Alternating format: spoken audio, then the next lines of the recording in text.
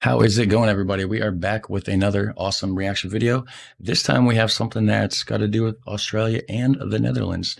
So we have right here why Australia doesn't speak Dutch. So as always, a link to the original video will be in the description section down below. The original channel name is Canubis. I don't know if I pronounced it right. It's KHANUBIS.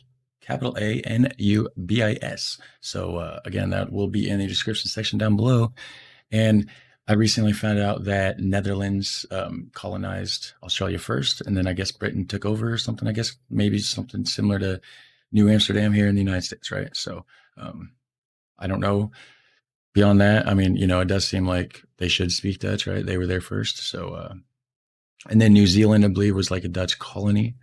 But anyways, so we're going to check this out. Let me switch my screen over here. We're going to find out why Australia doesn't speak Dutch. Be it from looking at their flag, their local dialect, their money, or their double-decker public transit driving on the left, it is abundantly clear that Australia was colonized by the British. In fact, they colonized the entire country. But they weren't the first to get there. They were not. The Dutch were. So just how did the British take over the entirety of this massive island? How indeed. Times, European scholars and geographers and the like all speculated about there being some kind of giant landmass at the southernmost edges of the world. I wonder why. Like, did they have reason to believe, or they're just like, you know what, there probably is. You know what I mean? Like, I wonder what gave them that idea. After all, there was clearly a lot of land to the north of the equator, so there must be at least as much land to the south. Just to balance everything out. Okay. This is basically how Europe thought of the map of the world until they decided to actually go and explore that big ball. Of course, Australia, one such theorized landmass, had already been settled for tens of thousands of years by numerous different people groups, all with their own languages which sounded nothing like English. So what happened that changed all that? Well, for that, we are going to have to start at the beginning of European colonialism, or, well, actually the middle. Basically, now that the Americas and much of Africa and Asia had already been colonized by different powers, many of these countries started businesses to make money off of these far-flung territories. Among the most prolific of these was the Dutch East India Company, or the VOC. VOC. Crucially for... I did a reaction video on that, actually. If you are interested, I possibly will forget, but I'll try to link a card to that up here somewhere if I can get in the right spot. If not, it's on my channel. It's like the richest company in history. The thumbnail says something about $7.9 billion. So very, very, very interesting video. So you should definitely go check that out after this. Finish this first, right? Then go check it out. Awesome. Most prolific of these was the Dutch East India Company, or the VOC. A lot of you really should check that out, though. That was a good video. In fact, I may watch it again myself. Actually, for this, basically the only large territory that the Dutch Empire was able to hold on to was, of course, Indonesia, which became the source of many of the lucrative spices that the VOC would ship back home.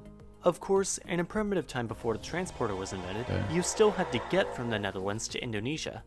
This involved going down the Atlantic, past Africa, and down to around the 40th parallel south. Yep, that was before the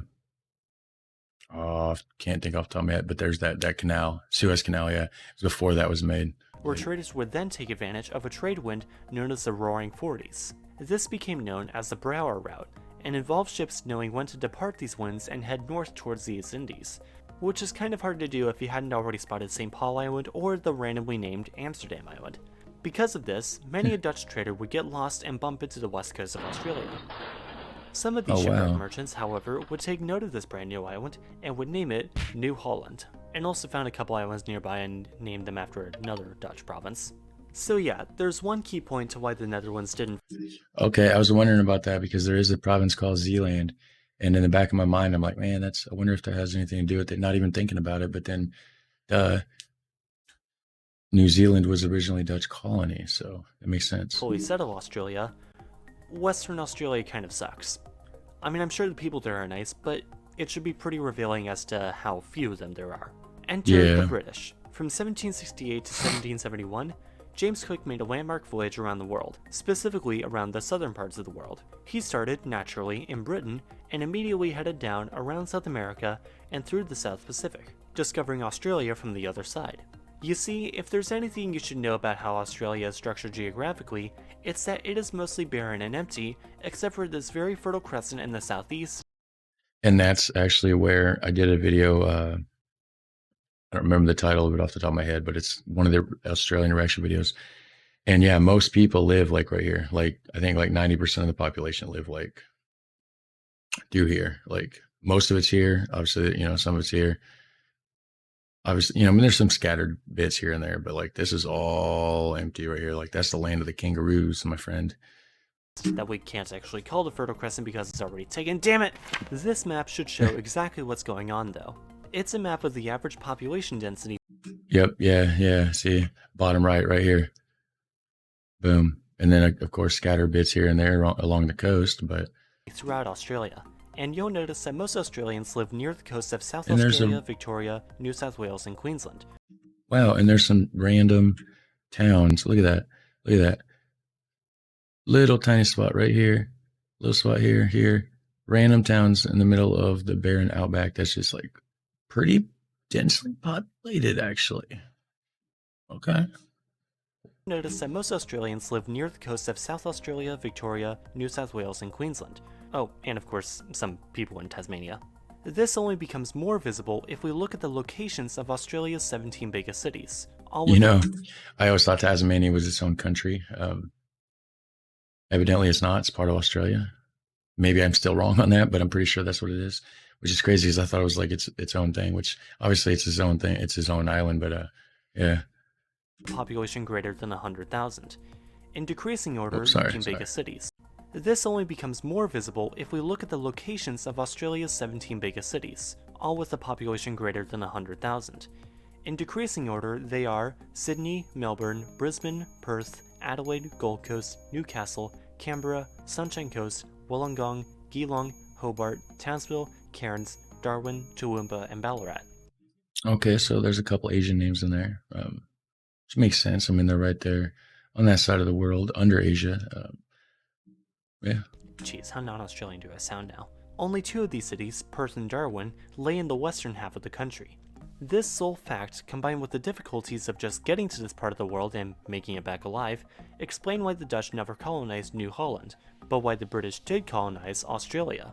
In short, this is why the most visible source of Dutch influence in Australia is of course fairy bread. So just keep this. I have those. Somebody sent them. Check this out, guys. Boom. Look at that. I got the same kind right in the middle. Well, yeah, right there. That's awesome. In mind as we get back to the history. So, when we last left off, not Captain James Cook was finishing his first voyage around the world in 1771. And crashed into a big-ass island called Australia. I don't know how you just crash into that. This? The 1770s? Oh, I think I know what this means for Britain's colonial interests. You see, Britain's first overseas colonies were in modern-day North America, but this changed drastically in 1776, when real history started and the American revolutionaries kicked the British out of all of America. Most of America. Then Britain remembered about that new fertile land they had just found down south, and also needed to relieve their overly packed prison systems, and so established a penal colony in Botany Bay, down in the rugged, unforgiving wastelands of Sydney. So is Australia newer than the United States then? I thought it was older. Establishing the colony of New South Wales in 1788. For the first few decades, though, the British actually decided not to completely jump into taking over everything they saw. They would do that in the 19th century. However, at first, the British only claimed everything on Australia east of 135 degrees east. Then came the mid-19th century, when the British then expanded their claims to the rest of the island, with the establishment of Western Australia. Then, blah blah blah, the colonies turned out to be actually quite livable, they united together, minus New Zealand and Fiji, and created a new commonwealth to get more rights and political distance from Britain, and now their country. So now, did the Dutch still have New Zealand at this point? Because it didn't say. It said minus New Zealand and something else. What was the other thing? Then, blah blah blah, the colonies turned out to be actually quite livable, they united together, minus New Zealand and Fiji. Fiji? Blah blah blah, the colonies turned out to be actually quite livable, they united together, minus New Zealand and Fiji, and created a new commonwealth to get more rights and political distance from Britain. I thought Fiji was like part of Japan or something, I don't know. And now their country.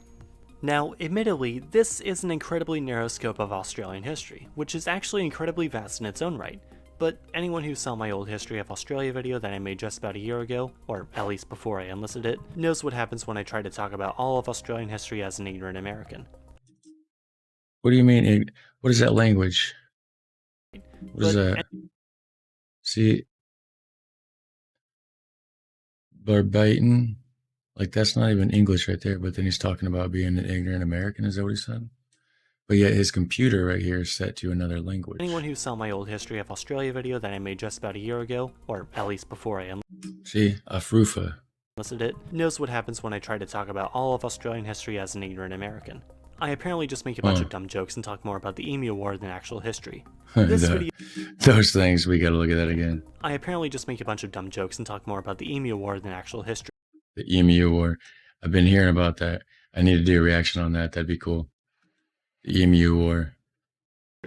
This video, however, was just about a specific part of Australian history. If you wanted to learn more about Australian history, I would either recommend this video by Sweeney, who has the unique advantage of actually being Australian, or this longer video by the late Bring for Breakfast. That top video, I either watched it or I did a reaction to it. If I've seen the video before, I won't do a reaction to it. So I have got suggestions for videos I've already seen. It's not really a real reaction. I've not seen it, or if I've seen it before, right? If I'm not seeing it for the first time. So I always try to make it a point to, this is the first time I've ever seen any of this. You're watching my first time reaction to seeing whatever video it is that I'm watching and learning from. So, but I do remember that top one. Breakfast. This video wasn't really collab or anything. Their videos will just probably answer more questions that you might actually have about Australian history, but hey, at least now you know why this massive land only speaks one language. That's gotta count for something. As always, thanks for watching. Please be sure to like and subscribe. For sure, guys, go to the original channel. This is how it's spelled right here. Give them a like, give them a subscribe, and show them some love. So this is interesting. If, so I'm assuming at this point in time that New Zealand was still controlled by the Dutch. So that's why they, only had Australia. So at some point, obviously, New Zealand gained independence, I'm assuming. They became their own nation. I don't know how the Dutch lost that. So maybe that is something that I will check into at some point. If you guys have a video that does explain that, you can always go ahead and throw that in the description section down below. It may not let you do a link to it because YouTube flags it if it's a link. So, maybe split it into, do some dash mark. You'll get creative. Put the title there in the channel and I'll search for it if you can't get a link. So either way, guys, take care. And greetings to Australia. Greetings to the Netherlands.